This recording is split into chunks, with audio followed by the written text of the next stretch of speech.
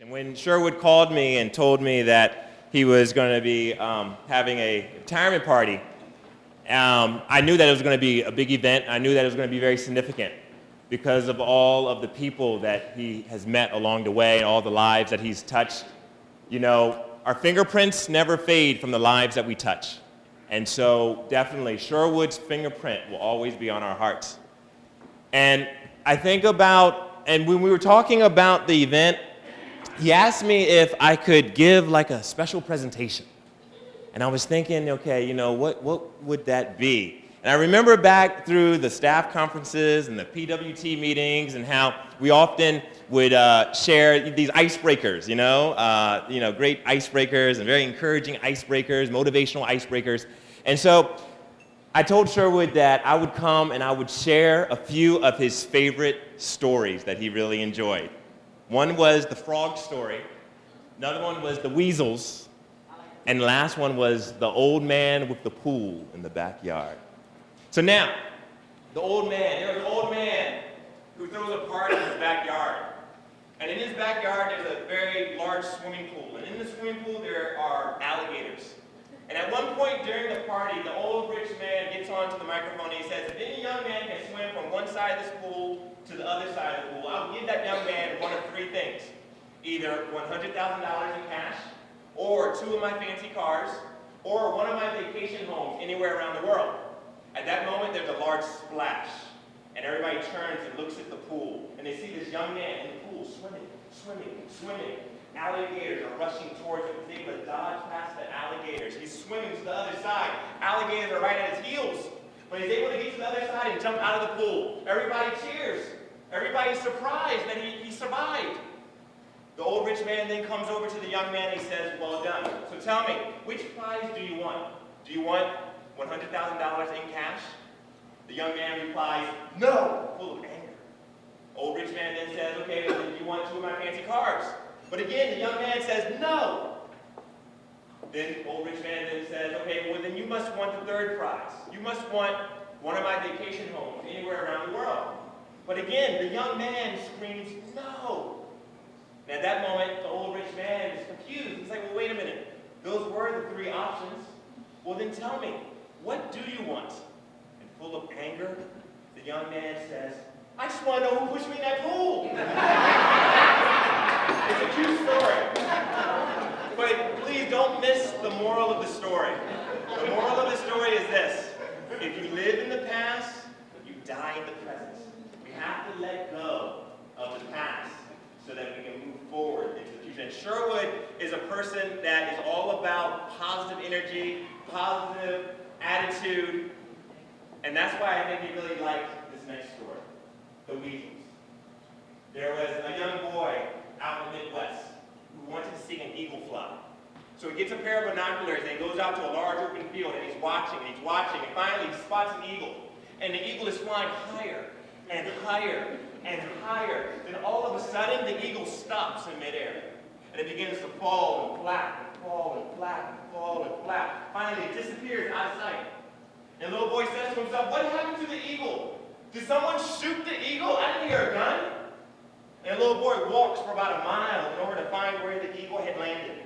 And finally, he found the eagle. The eagle is laid down, nose in the dirt. The eagle is dead. The little boy says to himself, what killed the eagle? The little boy turns the eagle over, and there, affixed to the eagle's chest, is a weasel, a little animal. And the weasel has bitten into the heart of the eagle. And the little boy says to himself, now I see what happened to the eagle. The eagle had picked up a weasel and did not let it go. And that's very symbolic to our lives, because every single day of our lives, we all pick up weasels. Every single day of our lives. And weasels come in many different forms. There are weasels in the form of negative thoughts, weasels in the form of bad attitudes, weasels in the form of fears and stress and anxiety. We all pick up weasels. And if we don't drop the weasels, then the weasels will drop us. If you agree, say aye. Sherwood knows how to drop weasels. Sherwood knows how to let go of all negativity and to keep moving forward. And the last story is a children's children's story that Sherwood likes. And also, John Ames really liked this story as well. And the whole office, really. Alan Lichtman, too, right? The whole office is a story of a group of frogs traveling in the woods. And two of them fall down into a deep pit and begin jumping, trying to get out of the pit. All the other frogs gather around the pit. And when they see how deep the pit is, they begin to tell those two frogs that they are as good as dead. They tell them the pit is too deep. They tell them they are hopeless. They tell them they just lie down and die.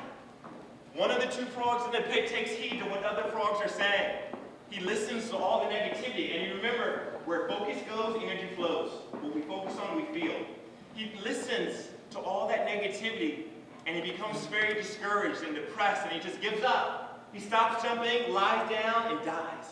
But the other frog keeps on jumping and jumping and jumping. The crowd of frogs outside of the pit continue to yell at him words of discouragement. You're hopeless. This pit is too deep. Just lie down and die. But that frog, he doesn't stop.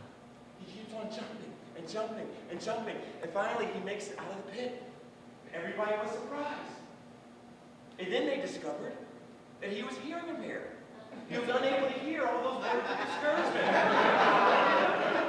Although he could not hear what they were saying, he could see all of the body movements and all of the commotion.